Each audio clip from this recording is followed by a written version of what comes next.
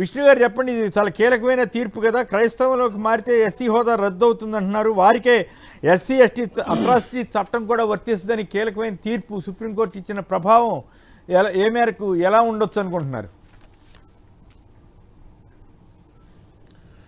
అదే సార్, ఇప్పుడు ఈ గుంటూరు జిల్లాకు సంబంధించినటువంటి ఒక కేసులో ఆనంద్ వర్సెస్ రామిరెడ్డి కేసులో సుప్రీంకోర్టు జడ్జిమెంట్, హైకోర్టు జడ్జిమెంట్ ఇచ్చింది. హైకోర్టు జడ్జిమెంట్ ని ఓవర్కమ్ చేస్తూ సుప్రీంకోర్టుకు వెళ్తే సుప్రీంకోర్టు కన్ఫర్మ్ చేసింది.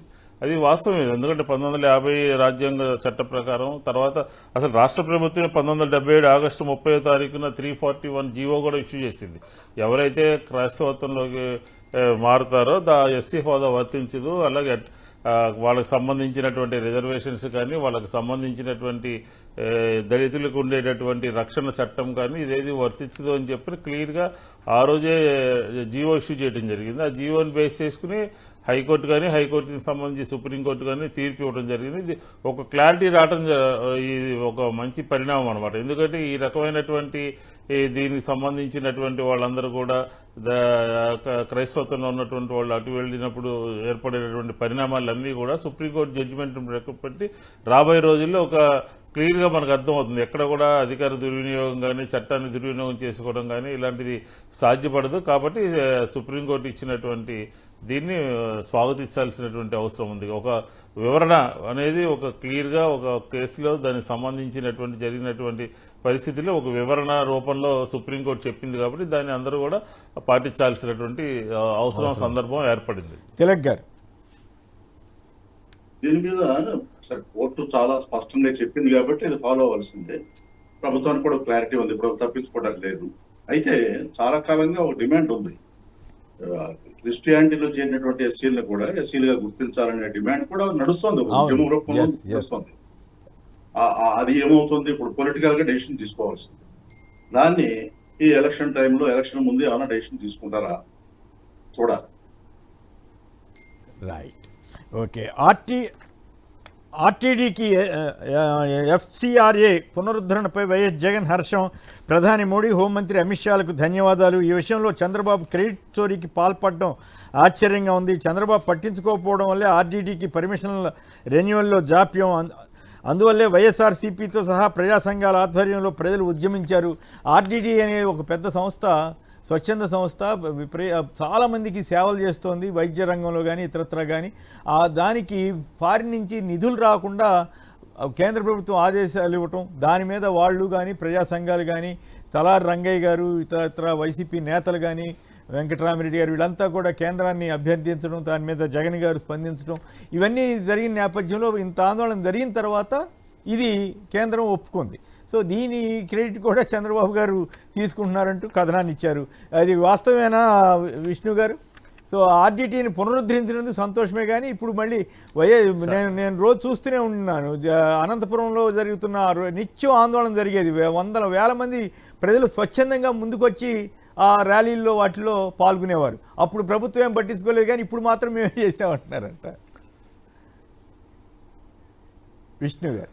25 ఏప్రిల్ 1వ తారీఖున నిలిచిపోయినటువంటి ట్రాన్సాక్షన్ ఆఫ్టర్ సంవత్సరం కాలం తర్వాత ఇప్పుడు దాన్ని కేంద్ర ప్రభుత్వం చేయడం జరిగింది. దీనికి వైఎస్ఆర్ కాంగ్రెస్ పార్టీకి సంబంధించినటువంటి అనంతపురం జిల్లాలో ఉన్నటువంటి అక్కడ మాజీ ప్రజాప్రతినిధులు కానీ, అలాగే పార్లమెంటు సంబంధించినటువంటి వైఎస్ఆర్ కాంగ్రెస్ పార్టీకి సంబంధించినటువంటి పార్లమెంటు సభ్యులు కానీ, రాజ్యసభ సభ్యులు కానీ కేంద్రంలో ఉన్నటువంటి పార్లమెంట్లో మాట్లాడారు.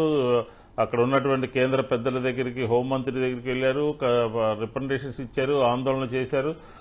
ఇది ఎందుకంటే ఆ ప్రాంతంలో అనేక సంవత్సరాలుగా విద్య, వైద్యం, పర్యావరణం, సామాజిక బాధ్యతలు నిర్వర్తిస్తూ అక్కడ ఉన్నటువంటి వారందరికీ సహాయ సహకారాలు అందించేటటువంటి సంస్థగా ఆ ప్రాంతంలో పేరు ప్రఖ్యాతలు సంపాదించుకుంది. అది పునరుద్ధరించాలి అని చెప్పని ఏ రకంగా తెలుగుదేశం ఒక స్టేట్మెంట్ ఇవ్వలేదు దీని మీద. ఒక సంవత్సర కాలంగా ఎవరు ఒక పోరాటం చేయలేదు, ఒక రిప్రజెంటేషన్ ఇవ్వలేదు.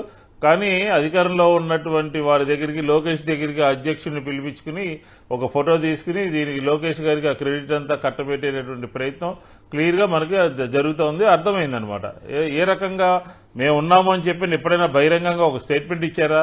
వీళ్ళ పార్లమెంట్ సభ్యులు కానీ, వీళ్ళ కేంద్ర మంత్రులు కానీ, కేంద్రంలో ఉన్నటువంటి పార్టీ అధికారంలో ఉన్నటువంటి పెద్దల దగ్గరికి వెళ్ళారా? ఒక రిప్రజెంటేషన్ ఇచ్చారా? ఈ సంస్థకు సంబంధించినటువంటి ఈ సంస్థ చేస్తున్నటువంటి కార్యక్రమాలు ఆగిపోవడం మూలంగా విద్యార్థులు కానీ, ఆర్ఫన్స్ కానీ, లేకపోతే ఇతర వాళ్ళందరూ ఇబ్బంది పడతారని ఏ రోజైనా మాట్లాడారా?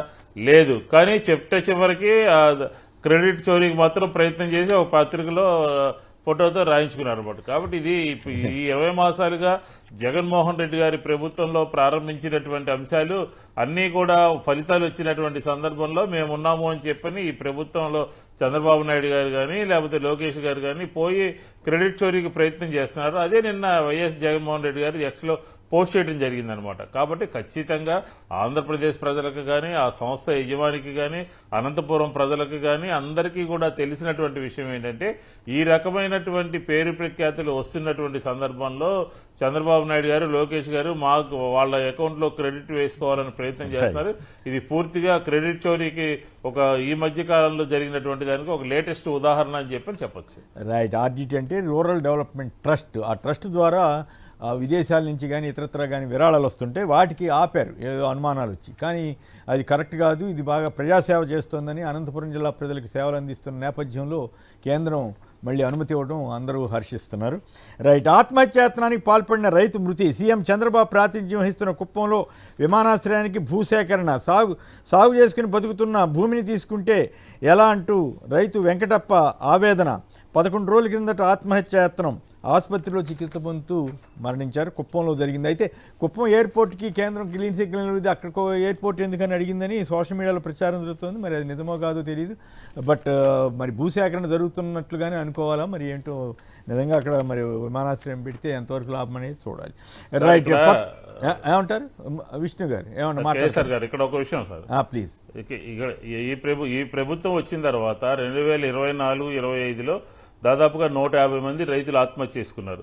అలాగే 25-26లో ఈ మధ్య ఈ కొద్ది అనతి కాలంలోనే దాదాపుగా 396 మంది, అంటే ఈయనతో కలిపి ఇంకో నిన్న మొన్న కూడా జరిగిన ఆత్మహత్యలు 400 మంది రైతులు ఆంధ్రప్రదేశ్లో ఆత్మహత్యలు చేసుకున్నారు. ఎక్కడికి కూడా జగన్మోహన్ రెడ్డి గారు ఇచ్చినటువంటి జీవోని ఈ ప్రభుత్వము 7 లక్షల రూపాయలు ఏ రైతుకి కూడా ఎంఆర్ఓలు వెళ్ళి ఇంటికి వెళ్ళి ఇచ్చినటువంటి దాఖలాలు లేవు. వాళ్ళకి సహాయం చేయకపోగా వాళ్ళ భూమి కూడా తీసుకున్నటువంటి పరిస్థితి ఈ రోజు రాష్ట్రంలో నెలకొంది. రైతుల ఆత్మహత్య ఆంధ్రప్రదేశ్ కింద ఇది మారిపోయింది అని చెప్పడానికి ఈ ప్రభుత్వం వచ్చిన తర్వాత దాదాపుగా 550 మంది రైతులు కౌలు రైతులు కానీ లేకపోతే ఇతర కారణాలతో రైతులు ఆత్మహత్య చేసుకున్నారు. దీని మీద ప్రభుత్వం వెంటనే స్పందించాలి, వాళ్ళకి నష్టపరిహారం ఇవ్వాలని చెప్పని కూడా వైఎస్ఆర్ కాంగ్రెస్ పార్టీ డిమాండ్ చేస్తాం. రైట్. పచ్చడైపోతున్నాం. తెలుగుదేశం కబంధ హస్తాల్లో జనసేన ఎమ్మెల్యేలున్నా టీడీపీ నేతలదే పెత్తనం. సీఎం కార్యాలయంలోనూ పనులు కావటం లేదు. ఇదే తీరు కొనసాగితే స్థానిక సంస్థల ఎన్నికల్లో పార్టీకి నష్టమే. పవన్ కళ్యాణ్ ఎదుట జనసేన ఎమ్మెల్యేల ఆవేదన. అయితే ఎల్లో మీడియాలో ఇంకో రకంగా వచ్చింది. ఎంత చెప్పినా మీరు మారరా, సీఎం చంద్రబాబు హెచ్చరించే పరిస్థితి ఎదురుగా వస్తోంది. కొందరు అవినీతి పనులకు పాల్పడుతున్నారు అంటూ పవన్ కళ్యాణ్ గారు వ్యాఖ్యానించారని ఎల్లో మీడియా రాసింది. అంటే అక్కడ అంటే ఆ రకంగా కూడా చివరికి జనసేన నేతలు కార్యకర్తలు గౌరవం కోసం అడుక్కోవాల్సిన పరిస్థితి, తెలుగుదేశం వాళ్ళకి అడుక్కోవాల్సిన పరిస్థితి, చంద్రబాబు గారు హెచ్చరించే పరిస్థితి వచ్చిందంటే పవన్ కళ్యాణ్ గారి పరిస్థితి ఏమిటి? దీని మీద ముందుగా తిలక్ గారు చెప్పండి, ఏమిటి ఈ జనసేన బాధ? చివరికి గౌరవం కోసం అడుక్కోవాల్సిన పరిస్థితి, అడుక్కోవడం అంటే వేరే ఉద్దేశం కాదు, వారు అభ్యర్థిస్తున్న తీరు అవన్నీ కూడా అట్లా అనిపించట్లేదా? ఆ పరిస్థితి గౌరవం కోసం ఆటోమేటిక్గా ఇవ్వాలి కానీ గౌరవం ఇలా అడిగి తెచ్చుకోవాలంటారా? ఏమంటారు? నిన్న జరిగిన మీటింగు అందులోని ఈ మధ్య వస్తున్న వార్తలు, అక్కడ విశాఖపట్నం జిల్లాలో కానీ మీ రైల్వే కోడూరు ఇటువంటివి చూసాం కదా, ఎమ్మెల్యేల అరాచకాలు, అవినీతి, వీటన్నిటి మీద వస్తున్న వార్తలు. సో ఈ నేపథ్యంలో చంద్రబాబు గారే ఆల్మోస్ట్ జనసేన మీద కంట్రోల్ తీసుకున్నట్లేనా పవన్ కళ్యాణ్ గారు చెబుతున్న దాని ప్రకారం? ఇప్పుడు నిన్న జరిగినటువంటి జనసేన సమావేశానికి, ఆ సమావేశంలో ఇరు వర్గాలు చెప్పినాయి, వాళ్ళ వెర్షన్స్ చెప్పారు. మనకి స్పష్టమవుతున్నది ఏంటంటే, అంత ముఖ్యమైన సమావేశం పెట్టి ప్రజల సమస్యలు కానీ ఇప్పుడు రాష్ట్రం ఎదుర్కొన్న సమస్యలు కానీ చర్చించాల. ఎమ్మెల్యేలకు వస్తున్న ఇబ్బంది, చంద్రబాబు నాయుడు గారికి వస్తున్న ఇబ్బంది, వీటి గురించి మాట్లాడుకున్నారు తప్ప ప్రజల సమస్యలు ఏం వస్తున్నాయి, ఇవాళ గ్యాస్ సమస్య, అలాగే ఇంకొక విచిత్రమైన విషయం ఏంటంటే గ్యాస్ సమస్య అందరూ మాట్లాడుతున్నారు. సివిల్ సప్లైస్ మినిస్టర్ అయి ఉండి ఈ రాష్ట్రంలో వంట నూనె ధరలు పెరుగుతున్నాయి ఈ యుద్ధం వల్ల. దాని గురించి ఆయన పట్టించుకోడు. ఆయన ఎంతసేపు రేషన్ కార్డులు, రేషన్ షాపులు, రైస్ ఎగుమతులు వీటి గురించి తప్ప ఇంకేమి మాట్లాడరు ఆయన. అందువల్ల నిన్న సమావేశంలో ఈ ప్రజల సమస్యలు మాత్రం చర్చించలేదు. అయితే ఈ సమావేశానికి ఎమ్మెల్యేలలో అరవ శ్రీధర్ గారు వచ్చారా లేదో తెలియదు. ఈ ఎమ్మెల్యేల మీద వస్తున్నటువంటి ఆరోపణలు ఏమిటి, వాటి మీద ఏ పాలసీ డెసిషన్ తీసుకున్నారు, ఏ రకమైన డైరెక్షన్. సరే, పవన్ కళ్యాణ్ గారు చంద్రబాబు గారు చెప్పినా కానీ మీరు మారరా, వాటిలో ఇండస్ట్రీస్ విషయంలో ఎందుకు జోక్యం చేసుకున్నారు, ఎందుకు వసూలు చేస్తున్నారు అన్నట్టుగా వచ్చింది. అందులో ఏదైనా కానీ పాలసీ పరంగా, విధాన పరంగా పార్టీ వైఖరి ఏమిటనేది ఆయన చెప్పలేదు, వీళ్ళు అడగలేదు. వీళ్ళు అడిగిందల్లా నామినేటెడ్ పోస్టులకు ఇచ్చిన వాళ్ళకు కూడా అధికారాలు లేవు, ఎమ్మెల్యేలకి అధికారాలు లేవు, మేము గౌరవం కోరుకుంటున్నాం అన్నారు. పవన్ కళ్యాణ్ గారికి ఇస్తున్న గౌరవం చూసి వీళ్ళంతా తగ్గాలి తప్ప వీళ్ళు ప్రత్యేకంగా వీళ్ళ గౌరవం ఇస్తారని నేనైతే అనుకోవట్లేదు. కరెక్టే, కానీ గౌరవం అనేది అడిగితే ఇచ్చేదా, ఆటోమేటిక్గా వచ్చేది కదా. వీళ్ళు ఎంత కాదన్నా కూడా పవన్ కళ్యాణ్ గారు, జనసేన వాళ్ళు నమ్మేది ఏంటి, చంద్రబాబు గారు లేదా ముఖ్యమంత్రి అయ్యారంటే కేవలం పవన్ కళ్యాణ్ వల్లే, మా ఓట్ల వల్లే అని కదా వాళ్ళు చెప్పేది. అలాంటప్పుడు ఇప్పుడు టీడీపీ వాళ్ళు ఎలా పెత్తనం చేయగలుగుతున్నారు అనే పాయింట్, ఇది బొలిశెట్టి శ్రీనివాస్ గారు నిన్న చెప్పింది వినుంటారు కదా మీరు, ఇందాక వీడియో కూడా వేసాం. ఇక్కడ ఒక విషయం చెప్పాలి. మనం తెలుగుదేశం పార్టీ ఆవిర్భావం నుంచి చంద్రబాబు నాయుడు గారు వచ్చిన దగ్గర నుంచి ఏ పార్టీతో పొత్తు పెట్టుకుంటే ఆ పార్టీ నాశనం అయిపోయింది, భగ్న పడిపోయింది. మీరు చరిత్ర మొత్తం చూడండి. ఆయన పొత్తు పెట్టుకుంటారు, భుజం మీద చేస్తారు, కింద తెర వెనక ఇన్స్ట్రక్షన్స్ మాత్రం వాళ్ళకి పనులు చేయొద్దని చెబుతారు. ఇది నిత్యం జరిగేది. ఆయనకి రాజకీయ ప్రయోజనాలకు ఇబ్బంది కలగకుండా ఉండటం కోసం కొన్ని పనులు చేస్తూ ఉంటారు. పిఠాపురంలో ఆయన పవన్ కళ్యాణ్ గారికి ఇబ్బంది కలగకూడదు కాబట్టి రాజకీయ ప్రయోజనాల కోసం అధికారాన్ని ఉపయోగించి ప్రజల సంబంధించినటువంటి భూమిని అక్కడ మరి సినిమా థియేటర్ ఇంకోటో కట్టకి ఆయనకి వర్మ గారికి ఇచ్చారు పర్మిషన్. రాజకీయ ప్రయోజనాల కోసం ఇవ్వడం అనేది ఎంతవరకు సమంజసం? ఇట్లా ఆయన రాజకీయ ప్రయోజనాల కోసం ఏదైనా చేయాలని చేస్తారు తప్ప ఎమ్మెల్యేల గౌరవం కోసం, ఇంకోటి కోసం, మిత్రపక్షాలు కాబట్టి చేయడం అనేది ఎప్పుడు ఉండదు. ఇప్పుడే కాదు, గతంలో కూడా బీజేపీ విషయంలో బీజేపీతో పొత్తు పెట్టుకున్నా కానీ వాళ్ళు బలపడకుండా తెరవనికి చేయాల్సినవన్నీ చేశారు. ఇప్పుడు కూడా అదే చేస్తారు.